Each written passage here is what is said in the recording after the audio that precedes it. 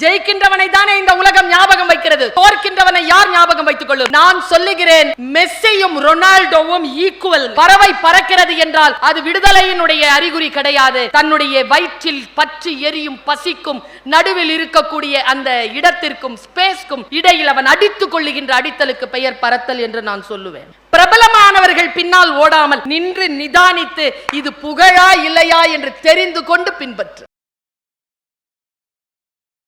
ரொம்ப சிம்பிளா சொல்வார் விஷயங்களை. அவர் ஒரு முட்டைய உருவகமா எடுத்துக்கிட்டார். முட்டை இருக்கு இல்லையா, அந்த முட்டைய வெளியிலிருந்து தட்டிட்டோம்னா மரணம். அந்த முட்டைக்குள்ள இருக்கக்கூடிய உயிர் உள்ளிருந்து தட்டி கொண்டு வெளியில் வந்தால் அது ஜனனம் என்று சொன்னார்.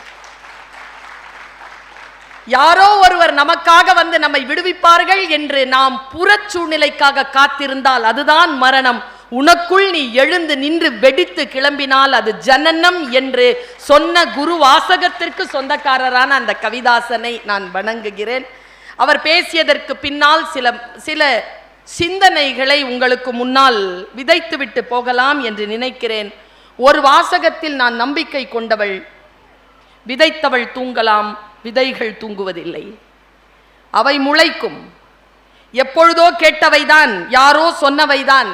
ஆனால் அந்த சொல்லை புரிந்து கொள்ளுகின்ற வாய்ப்பும் சூழலும் சில நேரங்களில்தான் ஆசீர்வாதமாய் மக்களுக்கு கிடைக்கிறது. இப்படி சொல்கிறேன், நம் வாழ்க்கையை மாற்றக்கூடிய அந்த ஒரு சிந்தனை, அந்த ஒரு சொல் நம்மை சுற்றி கொண்டுதான் இருக்கிறது, நமக்கு முன்னால் தான் இருக்கிறது. ஆனால் அதை நாம் புரிந்து கொள்வதில்லை, உள்வாங்குவதில்லை. மறுபடியும் புரிந்து கொண்டு உள்வாங்குவதற்கு நாம் காத்திருக்கின்ற பொழுது அந்த சொல் ஒரு சுற்றிவிட்டு நம்மிடத்தில் வந்து சேர்வதற்கு 30-40 வருஷம் ஆயிடும். வாழ்க்கையில் அப்படித்தான் மக்கள் தோற்கிறார்கள். என்னை கேட்டால் தர்பகராஜ் அவர்கள் என்னிடத்தில் ஒரு வார்த்தையை சொன்னார்கள். 2வது முறையாக இந்த புத்தக காட்சி உங்களுக்கு சொல்லுகிறேன். இந்த புத்தக காட்சி திருவள்ளூரில் தான் நடந்திருக்க வேண்டும்.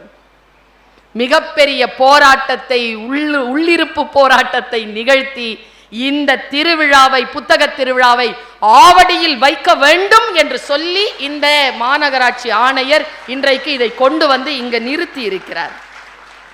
நான் இப்படி சொல்லுகிறேன், நம்முடைய வாழ்க்கையை மாற்றக்கூடிய வாய்ப்பு அப்படித்தான் வந்து சேரும். எனக்கு தலைப்பு தந்திருக்கிறார்கள், வையத் தலைமை கொள் என்று. எனக்கு ரொம்ப பிடிக்கும். தலைமைத்துவம் என்பது எனக்கு பிடிக்கும்.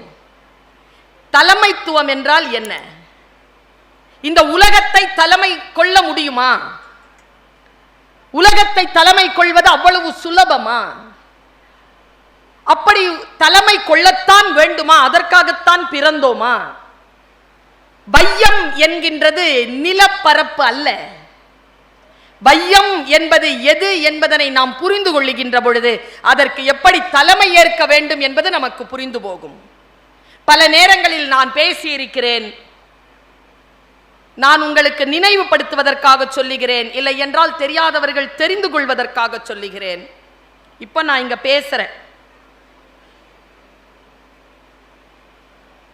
எங்க ஐயா பெரியார்தாசன் சொல்வார், சினிமா இருக்குல்ல, சினிமா, உண்மையா நான் சொல்றேங்க, நமக்கு சினிமா பார்க்க தெரியாது.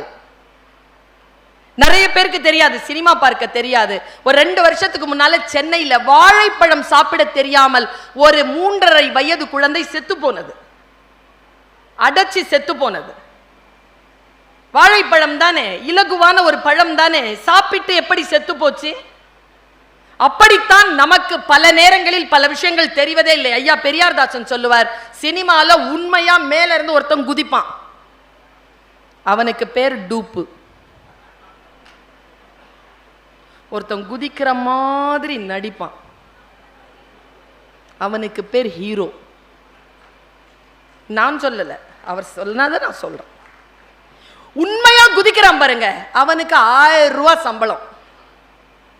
குதிக்கிற மாதிரி நடிக்கிறார் பாருங்க, அவருக்கு 1 கோடி ரூபாய் சம்பளம். இப்ப நான் இங்க சிந்தனையை நிறுத்துறேன். இப்ப நான் பேச்சாளர், ஒரிஜினலா பேசுறேன். இப்ப நிறைய பேர் இங்க வீடியோ பண்ணிட்டு இருக்கிறீங்க, முதல்ல அதை நிறுத்துங்க. ஏன்னு சொல்றேன், 10 நிமிஷம் நான் பேசி முடிய யூடியூப்ல வந்துடும். சரியா? இது வரைக்கும் என்னை எங்க பார்த்துருக்கிறீங்க? அங்கதானே பார்த்துருக்கிறீங்க. இன்னைக்கும் இதில் தான் பார்க்கணுமா? நேரில் வந்திருக்கேன்ல, அனுபவிக்கலாம்ல. நமக்கு அனுபவிக்கவே தெரியாது. எதையெல்லாம் ஆவணப்படுத்த கூடாதோ அதையெல்லாம் ஆவணப்படுத்த வேண்டியது, எதையெல்லாம் ஆவணப்படுத்த வேண்டுமோ அதை ஆவணப்படுத்தாமல் வேடிக்கை பார்ப்பது. இந்த நிலையிலிருந்து கொஞ்சம் வெளியில வாங்க. சரியா? அப்படிதான்ப்பா. குத்தாலத்துக்கு குளிக்க போகும்போது ஒருத்த 4 பயலு வந்தானுங்க. தள்ளு தள்ளு தள்ளு, நாங்க பயந்து தள்ளிட்டேன். 4 பயலுங்களும் சேர்ந்து செல்ஃபி எடுத்தாங்க குத்தால அருவியோட. குளிக்காம போயிட்டாங்க. இப்போ ஒரு அருவிக்கு நாம் செய்யக்கூடிய ஆகப்பெரிய மரியாதை என்ன? அதில் குளிப்பது தானே. அதையும் போட்டோ பிடிச்சு போடணுமா? இன்னொரு விஷயம் சொல்றேன், நான் இங்க பேச வந்திருக்கிறது நீங்கள் பதிவு செய்து எப்பொழுதோ பார்ப்பதற்காகவோ அல்லது என் பேச்சை கேட்காத யாரோ ஒருவர் கேட்பதற்காகவோ அல்ல. பனி விழுகின்ற இந்த மாலை இரவு வேளையில் இவ்வளவு நேரத்தை மீண்டும் நீங்கள் பெற்றுவிடவே முடியாத அந்த பிரசன்ஸ் எங்க கொடுக்க வந்திருக்கிறீங்க பாருங்க. உங்களுக்காகத்தான் பேச வந்திருக்கேன். நானும் அப்படித்தான், நீங்களும் என்னை அப்படியே கருதுங்கள். இப்ப நான் சொல்றேன், இப்ப நான் பேசுறேன், ஒரிஜினலா பேசுறேன். எனக்கு எவ்வளவு சம்பளம் கொடுக்கலாம்?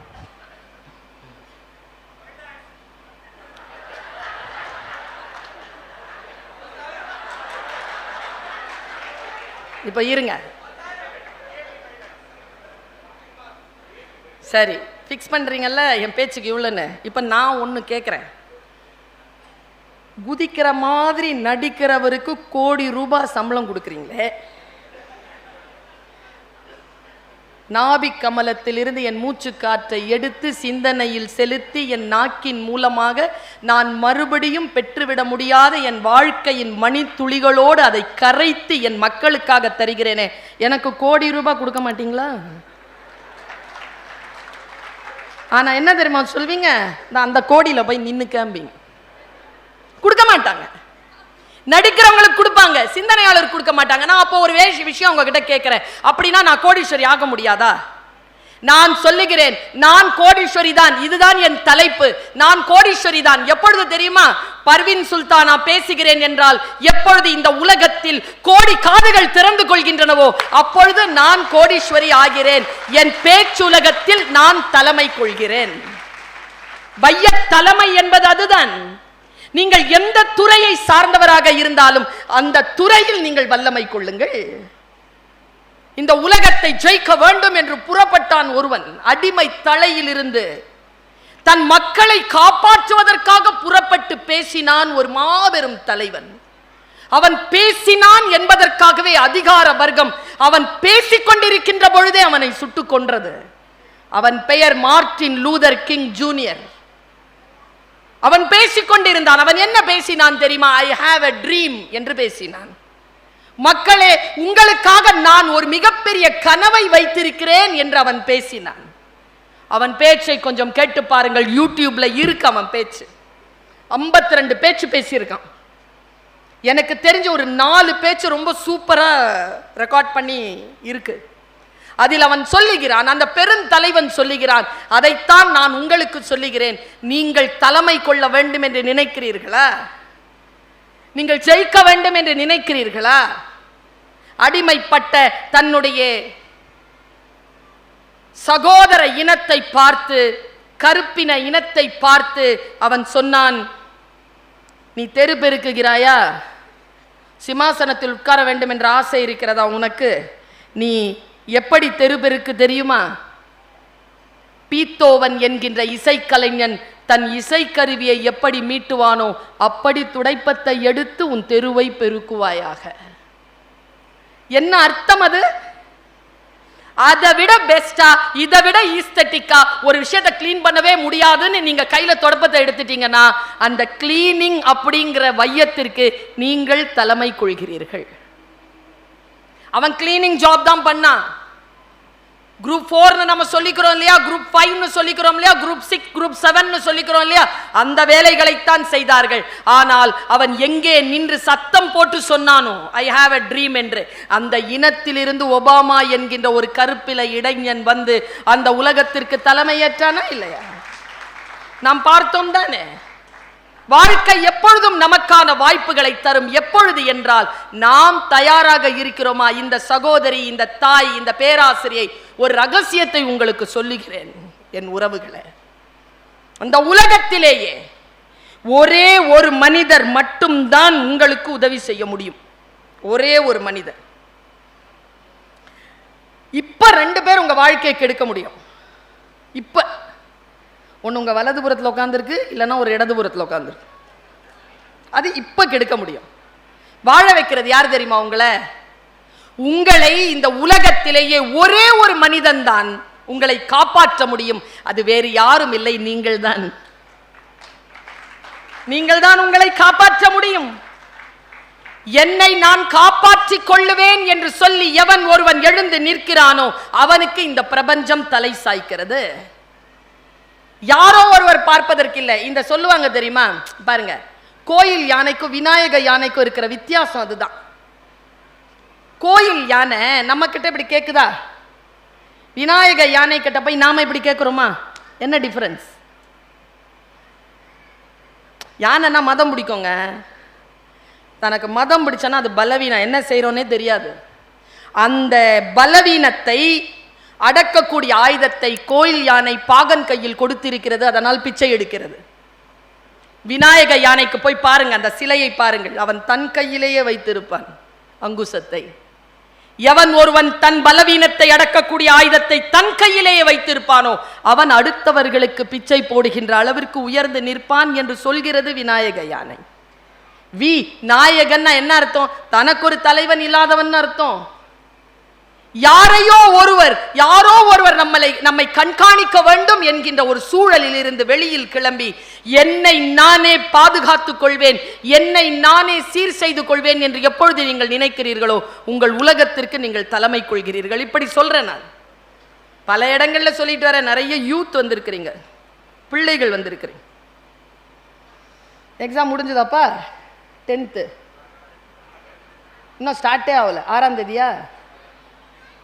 +2 நடந்துட்டு இருக்கா? இந்த +2 இந்த 10th ஸ்டாண்டர்ட் +2 பற்றிலாம் நான் கவிதாசன் சாரை வச்சுட்டு சொல்லக்கூடாது. என் பையன் 10 out of 10ங்க. அவங்க ஸ்கூலில் சிபிஎஸ்சி ஸ்கூல். அது மொத்த மார்க் வாங்கிட்டு வெளில வந்தான். சூப்பரான டீச்சர் அவர். ஆனால் நான் ஒரு விஷயத்த சொல்கிறேன் பாருங்க, நானும் டீச்சர் தான். இந்த ஃபஸ்ட்டு மார்க் வாங்குற பிள்ளைங்களே எனக்கு பிடிக்காது. ஏன் தெரியுமா? எப்போ பார்த்தாலும் சொல்லும் அது ஒன்றுமே படிக்கல, பயமாக இருக்கு. எப்படி ஒன்றுமே படிக்காம ஃபர்ஸ்ட் மார்க் வாங்குவது?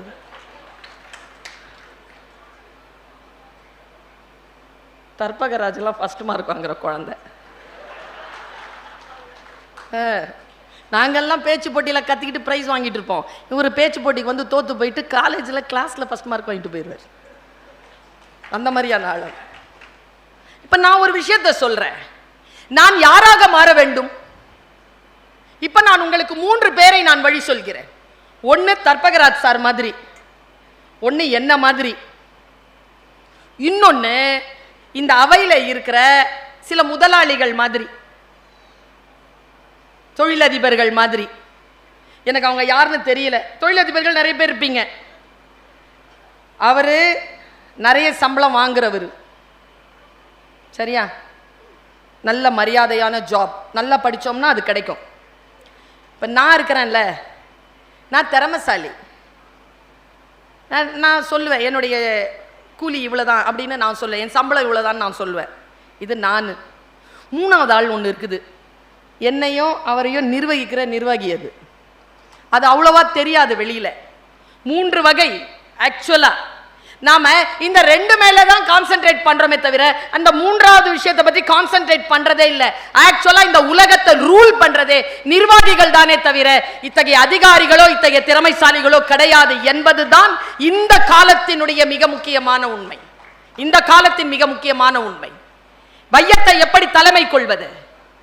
98 மார்க் வாங்குறது இல்ல, வாங்குற தன்னுடைய மார்க்கை தாண்டி போய்கிட்டே இருக்கிறோமா? இப்ப பாருங்க, 36 வாங்குறவன் 38 வாங்கினான்னா 96 வாங்குறவன் 94 வாங்குறான். 94 தான் ஃபர்ஸ்ட் மார்க், 38 ஃபெயில் தான். ஆனா என்னுடைய டாக்டரின், என்னுடைய சித்தாந்தம் என்பது ஒரு ஆசிரியையாக நான் சொல்லுகிறேன், 96ல இருந்து 94 அவன் தோக்குறான், 36ல இருந்து 38 இவன் ஜெயிக்கிறான். தன்னைத்தானே ஜெயித்து கொண்டு போவதற்கு பெயர்தான் தலைமை கொள்வது. நம்மை நாமே ஜெயிச்சுக்கிட்டு போறோமா? ப்ராக்ரஸ்னு பேர் அதுக்கு. நீங்க ப்ராக்ரஸ் காட்டுறீங்களா? நேற்று இருந்தது போல் இன்றைக்கு இல்லையா? நீங்கள் ஜெயித்து கொண்டு இருக்கிறீர்கள் அர்த்தம். உங்களுடைய ஹெல்த், உங்களுடைய பிஹேவியர், உங்களுடைய வெல்த் எல்லாவற்றையும் அடுத்த கட்டத்திற்கு நகர்த்தி கொண்டே இருக்கிறீர்கள் என்றால் நீங்கள் உங்களுடைய உலகத்தை தலைமை கொள்ள தொடங்கி இருக்கிறீர்கள் அர்த்தம். இப்ப சமீபத்தில் நடந்த ஒரு விஷயத்தை சொல்றேன். இன்றைக்கு இருக்கக்கூடிய இளைஞர்கள் கற்றுக்கொள்ள வேண்டிய ஒரு பாடத்தை நான் சொல்லுகிறேன். பல நேரங்களில் இன்றைய தலைமுறைக்கும் எங்களை போன்றோருடைய தலைமுறைக்கும் இருக்கிற வித்தியாசம் என்ன தெரியுமா? யாருக்கும் அதை சொல்ல தெரியல. குழந்தைகள் இருக்கிறீர்கள், அதனால் சொல்லுகிறேன். நீங்கள் ஒன்றை பார்க்கிறீர்கள், வெறும் பார்க்கிறீர்கள். நீங்கள் ஒன்றை கேட்கிறீர்கள், வெறும் கேட்கிறீர்கள். நீங்கள் ஒன்றை உண்ணுகிறீர்கள், வெறும் உண்ணுகிறீர்கள், அவ்வளவுதான். ஆனால் தலைமை கொள்ளக்கூடிய ஜெனரேஷன் எப்படி தெரியுமா? பார்த்து கொண்டே இருக்கும், ஆனால் சிந்தித்து கொண்டே இருக்கும். லேர்னிங் போய்கிட்டே இருக்கும், கேட்டுக்கொண்டே இருப்பார்கள், லேர்னிங் போயிட்டே இருக்கும். கவிதாசன் சார் ஒரு விஷயத்தை சொன்னார் வணக்கத்தை பற்றி, எல்லோரும் கைத்தட்டினீர்கள். இது ஆன்மாவுக்கு சொல்லுகின்ற வணக்கம்னு சொன்னார். நான் சொல்லவா வணக்கம் நான் என்னன்னு? இப்ப நான் ஒருவரை பார்த்து வணங்குகிறேன், வணக்கம் சார். ஃபர்ஸ்ட் நான் வணங்கிட்டேன். ஏன் வணங்கினேன்? பணிவை காட்டினேன். முன்னால் இருக்கின்றவர்களுக்கு மரியாதை செய்தேன். ஏன் பணிவு காட்டினேன்? ஏன் மரியாதை செய்தேன்? என்ன காரணம்? அப்படி செய்ய வேண்டிய அவசியம் என்ன? அதற்கு பின்னால் இருக்கக்கூடிய சத்தியம் என்ன? இதோ நான் சொல்லித் தருகிறேன். வணக்கம் என்றால் நான் இதோ கற்றுக்கொள்வதற்கு தயாராக இருக்கிறேன் என்று பொருள். அதனால் தான் உனக்கு மரியாதை செலுத்துகிறேன், அதனால் தான் உனக்கு முன்னால் பணிகிறேன். எனக்கு கற்றுக்கொடு. கற்றுக்கொள்ளுதல். முகமது நபி ஸல்லல்லாஹு அலைஹி வஸல்லம் அவர்கள் கடைசியில் அவர் தன்னுடைய இறைவனிடத்தில் கேட்ட மிக முக்கியமான இறைவேட்கை என்ன தெரியுமா? இறைவா, நான் மரணம் அடைந்து என்னுடைய நாடி அடங்குகின்ற அந்த வினாடி வரைக்கும் என் ஞானத்தை பெருக்குவாயாக தான். லேர்னிங். நீங்க எந்த சாஃப்ட் ஸ்கில் இருந்தாலும் முதல் சாஃப்ட் ஸ்கில் என்ன கேட்டீங்கன்னா லேர்னிங் தான். அதற்கு மிக முக்கியமான ஒரு டூல் எதுனா லிசனிங். லேர்னிங் அண்ட் லிசனிங் இது இருக்கா? இப்ப சமீபத்தில் நாம எல்லாருமே பார்த்து ரசித்த ஒரு கால்பந்து போட்டி பாத்தீங்களா? எத்தனை பேர் பாத்தீங்க? பாத்தீங்களா? எல்லாருக்கும் பிடிக்குமா? இப்ப எல்லாருமே ஒரே ஆள் பேர் சொல்லுவாங்க பாருங்க. யார் ரொம்ப பிடிக்கும்? ஏன் மத்தவெல்லாம் விளையாடலையா? பாருங்களா, ஒரு கிரேஸ் இருக்குல்ல. நான் இன்றைக்கு அந்த முடிச்சை, நீங்கள் போட்டிருக்கக்கூடிய அந்த இறுக்கமான முடிச்சை சொல்லுவாங்க இல்லையா, புத்தன் இப்படி உட்கார்ந்துருப்பான்.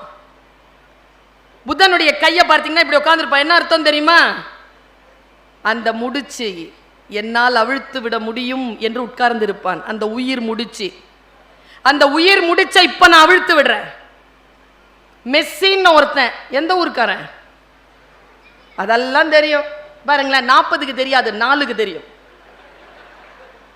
அர்ஜென்டினா. நான் அப்படியே ஒரு சின்ன ஒரு ஸ்கிரீன் பிளே மாதிரி சொல்றேன். அதை நீங்க கொஞ்சம் அப்படி பண்ணிட்டு அப்ளை பண்ணிக்கோங்க உங்க லைஃப்ல. Try to apply. எல்லாமே அப்ளிகேஷனுக்காகத்தானே, ஒருவரை பார்த்து வியப்பதற்கா? இல்லை. எல்லாமே நம்முடைய வாழ்க்கையில் நாம் ஏதேனும் ஒரு அப்ளை பண்ணிக்கிறதுக்கு தானே. நான் இதை பாருங்க, நம்ம வாழ்க்கையில் இதை அப்ளை பண்ணிக்க முடியுமான்னு பாருங்க. மெஸ்ஸி, அவனுடைய நம்பர் 10 தானே? ஆமாவா இல்லையா? அவனுடைய அந்த ப்ளூ ஷர்ட் ஒன்று போட்டிருப்பான் இல்லையா, வரி வரியா போட்டிருப்பான். எல்லா பயலுகளும் அதை போட்டுட்டு தான் சுத்துறாங்க. மெஸ்ஸி ப்ளூ அண்ட் ஒயிட் பின்னால் அப்படியே போட்டு சுத்துவாங்க. அதனால மெஸ்ஸி ஆயிட முடியுமா? சொல்றேன் பாருங்க. நான் மிக முக்கியமான முடிச்சு பக்கத்துல கொண்டு போய் நிறுத்துறேன். Please do allow me to reveal it.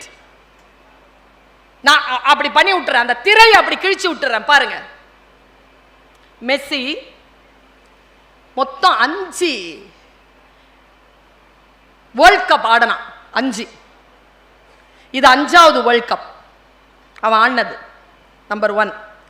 Number 2 சொல்றேன். சாதாரணமா நாம ஒன்றை பார்த்து வியக்கிறோம், ஒன்றை பார்த்து கை தட்டுகிறோம், ஒன்றை பார்த்து விசில் அடிக்கிறோம். ஆனால் அதை பற்றிய எந்த நாலேஜும் நமக்கு கிடையாது. நான் என்ன சொல்றேன், ஒன்றை நாலேஜ் ஓட சந்தின்றேன், தெரிந்து கொண்டு சந்தி.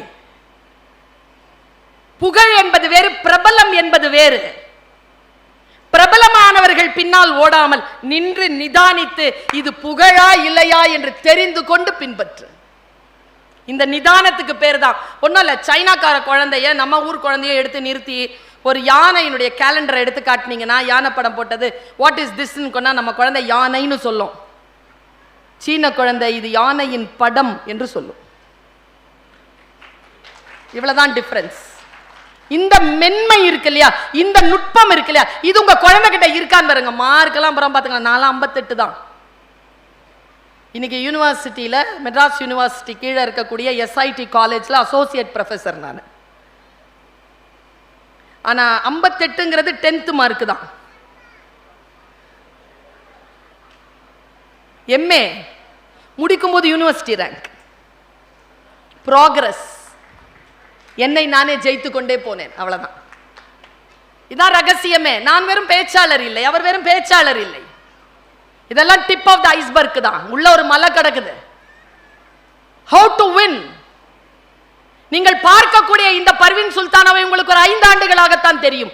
ஆனால் என்னுடைய பயணம் 30 ஆண்டுகளாக நடந்து கொண்டிருக்கிறது. 30 ஆண்டுகள் பயணத்தில் தான் நான் உங்களுக்கு அறிமுகமாகி இங்கே நிற்கிறேன். 25 ஆண்டுகள் வரைக்கும் நான் யார் என்று கூட உங்களுக்கு தெரியாது. ஆனால் நான் பணியாற்றிக் கொண்டே இருந்தேன். வையத்தை தலைமை கொள்வது என்றால் என்ன? ஏதோ மெஸ்ஸியை பற்றி சொல்கிறேன். மெஸ்ஸி ஆடிய 5வது வேர்ல்ட் கப், அவன் ஆடிய மற்ற வேர்ல்ட் கப்ல எல்லாம் அவன் தான் மேன் ஆஃப் த மேட்ச். அவன் தான் மேன். ஆனா அவனை பத்தி தெரியுமா? அவன் ஒரு கர்ஸ்ட் பிளேயர். அவன் ஒரு சபிக்கப்பட்ட பிளேயர். அவன் இருந்தான்னா அந்த டீம் ஜெயிக்காது. அப்படி ஒரு ஒரு சொல்லிடுவாங்கல்ல, அப்படி சொல்லுவாங்க, அவன் வந்தா உருப்படாது அப்படின்னு. அந்த மாதிரி இந்த வேர்ல்ட் கப்பை நாங்க திறந்து உட்கார்ந்தோங்க. ஃபர்ஸ்ட்ங்க ஓப்பனிங்க அர்ஜென்டினா யார்கிட்ட தோத்துச்சு? சவுதி அரேபியா கிட்ட தோத்துச்சிங்க. சவுதி அரேபியாவுக்கும் ஃபுட்பாலுக்கும் வேர்ல்டு கப்ல தொடர்பே இல்லைங்க. தோத்தாங்க அவன். நான் யோசித்து பார்க்கிறேன், தோற்ற ஒருத்தன். அப்புறமா இன்ஸ்டாகிராம் செக் பண்ணிக்கிட்டே இருக்கிறேன், ஹூ இஸ் மெஸ்ஸி, யாரா நீ யாரா நீ யாரா நீ ஃப்ரஸ்ட்ரேட் பண்றாங்க. அவன் ஒன்றும் செய்யலைங்க. அவன் டேட்டாவை மட்டும் அப்படியே பார்த்துக்கிட்டே இருந்தான், ஸ்ட்ராட்டஜியை பார்த்துக்கிட்டே இருந்தான். கடைசியா பிரான்ஸோட வந்து நிற்கிறான். 7 கோல் போட்டாங்க. அவன் தான் இங்க ஜெயிச்சான். வேர்ல்ட் கப் அவன் கிட்ட போயிடுச்சு. நான் ஏன் இந்த மெஸ்ஸியை பத்தி சொல்றேன் தெரியுமா? he is a subject for me today. அவனுடைய ஒரு போட்டோ வேர்ல்டு ஃபேமஸ் ஆன இன்னைக்கு இந்த வருஷத்தினுடைய இன்ஸ்டாகிராமனுடைய ட்ரெண்டிங் போட்டோ அவனுடைய போட்டோ. அது என்ன போட்டோ பாருங்க. அவன் மேன் ஆஃப் த மேட்ச் இருக்கும்போது அப்படி முத்தம் கொடுத்துட்டு இருப்பான் அந்த கப்பை. அவன் முகத்தில் ஒரு சோகம் இருக்கு. வேர்ல்ட் கப் இருக்குல்ல, அப்படி இப்படி கலாட்டா பண்ண எந்த போட்டோ இன்ஸ்டாகிராம்ல ட்ரெண்டிங் ஆகலைங்க. எந்த போட்டோ ட்ரெண்டிங் ஆச்சு தெரியுமா? அந்த வேர்ல்ட் கப்பை அப்படி சாட்சி போட்டுட்டு பெட்ல கவுந்து போட்டு தூங்கிட்டு இருப்பான். இந்த உலகத்துல அவன் சொன்ன விஷயம் என்ன தெரியுமா? இளைஞர்களுக்கு சொல்கிறேன், அவனுடைய கோல் வேர்ல்ட் கப். இந்த வேர்ல்ட் கப் என் கைக்கு வரும் வரைக்கும் நான் உறங்கவில்லை. இதோ வந்துவிட்டது, உறங்கிக் கொண்டிருக்கிறேன் என்று இந்த உலகத்திற்கு சொன்னான் மெஸ்ஸி. மெஸ்ஸி என்பவன் வெறும் ஒரு சாதாரண நீங்கள் கொண்டாடக்கூடிய, நீங்கள் ஷர்ட் போட்டுக்கிட்டு மெஸ்ஸி என்று சொல்லக்கூடியவன் மட்டும் இல்லை. சரி, இந்த சப்ஜெக்ட சொன்னல, நான் மெஸ்ஸியை விட அடுத்த கட்டத்தில் ஒருத்தனை சொல்றேன். அவன் பேரு ரொனால்டோ. எல்லாரும் மறந்துட்டோம் அவனை. ஏன் மறந்தோம்? ஜெயிக்கின்றவனை தானே இந்த உலகம் ஞாபகம் வைக்கிறது.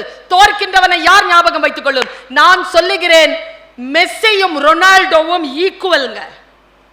இதை நான் சொல்லல, மெஸ்ஸி ஒரு பேட்டியில சொல்றான். நான் தேடினேங்க மெஸ்ஸியை பற்றி பேசணும்னு, உடனே மெஸ்ஸியை பற்றி தேடினேன். மெஸ்ஸி சொல்றான், முன்னால் ஒரு இன்டர்வியூவில் சொல்றான், உங்களுக்கு பிடித்த ஒரு ஃபுட்பால் பிளேயர் சொல்லுங்க, வேர்ல்டு ஃபேமஸ் ஃபுட்பால் பிளேயர் சொல்லுங்க, உங்க பேர் சொல்லக்கூடாது. அவன் வேற யார் யார் பேரோ சொன்னா, ரொனால்டோ பேரை சொல்லவே இல்லை. இன்டர்வியூ முடியும் பொழுது அந்த இன்டர்வியூவர் கேட்குறான், நீங்க ஏன் ரொனால்டோ பேரை சொல்லல, பொறாமையான்னு கேட்குறான். Are you jealous? அதுக்கு மெஸ்ஸி தந்த பதில் பாருங்க, ஸ்போர்ட்ஸ்னா ஸ்போர்ட்ஸுங்க. மெஸ்ஸி தந்த பதில் என்ன தெரியுமா? நீங்க தான் என்னை பத்தி பேசக்கூடாதுன்னு சொல்லிட்டீங்களே, நீ தான் என்னை பத்தி பேசக்கூடாதுன்னு சொல்லிட்டியப்பா. மெஸ்ஸியினுடைய குழந்தை ரொனால்டோக்கு ஃபேன், ரொனால்டோடைய பையன் மெஸ்ஸிக்கு ஃபேன். ரெண்டு பேரை ரைவல்ஸ்னு பேசிட்டு இருக்கோம். இப்போ நான் ரொனால்டோவை பேசுறேன், 37 வயசு. நீங்க போய் இன்னைக்கு யூடியூப்லயோ கூகுள் பண்ணியோ பாருங்க, அவனுடைய ஒரு ஷார்ட் மட்டும் பாருங்க. 37 வயசுல இங்க இருக்குங்க கால், இப்படி எகிரி அடிக்கிறாங்க. அவன் எங்கிருந்து அடிக்கிறானே தெரியாது, அப்படி பந்தாடுறான். அவன் மொராக்கோ கிட்ட தோத்தான், கரெக்டா சொல்றேனா? அவன் போர்ச்சுகல், மொராக்கோ கிட்ட தோக்குறான். இப்ப தோத்தவனை பத்தி ஏன் சொல்ல, இப்ப ஜெயிக்கிறவனை பத்தி சிலபஸா சொல்லிட்டேன். இதோ நான் உங்களுக்கு சொல்கிறேன், ஜெயித்தவர்கள் மட்டும் இல்லை நம்முடைய சிலபஸ். நான் ஏன் ரொனால்டோ பற்றி சொல்லுகிறேன், வைய தலைமை கொள்ளுவது என்றால் என்ன என்பதற்காக சொல்லுகிறேன். பாருங்க, ரொனால்டோ மொராக்கோ கிட்ட தோக்குறான்,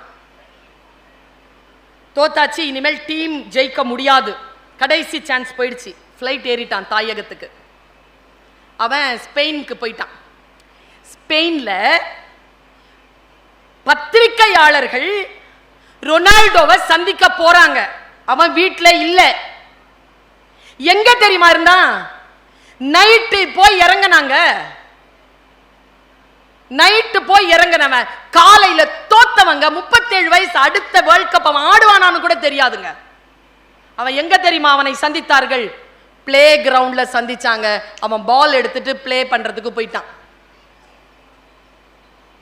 பாலு மகேந்திரா அப்படிங்கிற ஒரு மிகப்பெரிய கலைஞர் உங்கள் எல்லோருக்கும் தெரியும். எங்கள் கல்லூரிக்கு வந்த பொழுது அவரிடத்தில் நான் கேட்டேன், ஐயா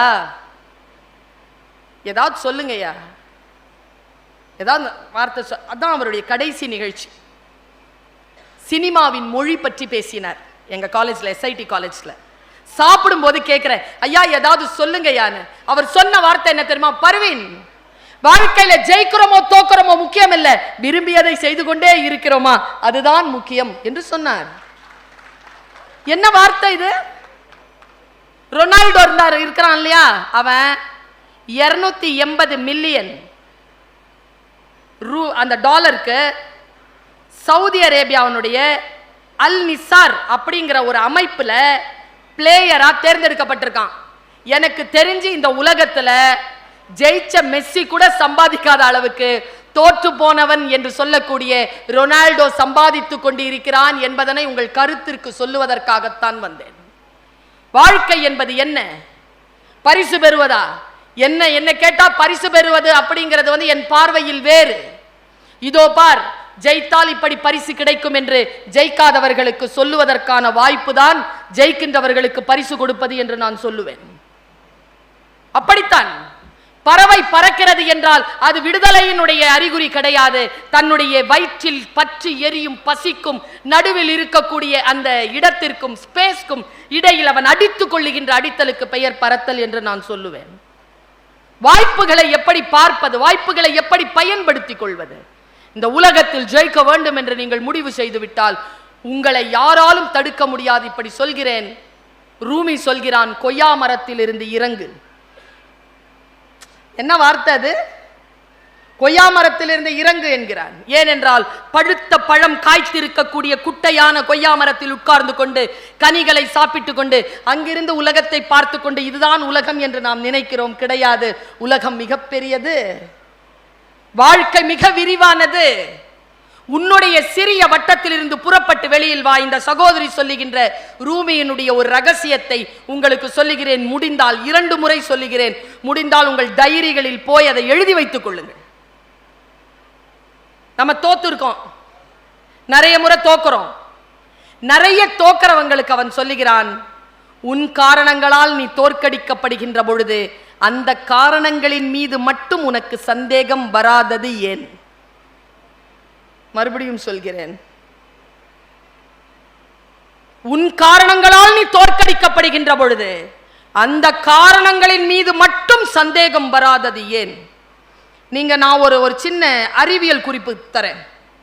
உங்க பிளட் இருக்குல்ல, உங்க பிளட்டினுடைய தன்மையை ஒரு ஆப் இருக்கு, அந்த ஆப்குள்ள போட்டீங்கன்னா அந்த குரூப்ல அந்த அந்த உங்களுடைய டென்சிட்டியை, உங்களுடைய எல்லா உயிரியல் தன்மையையும் ஆராய்ந்து அது சொல்லிரும் உங்களுக்கு எந்த உணவு உகந்தது, எந்த உணவு உகாதது என்று.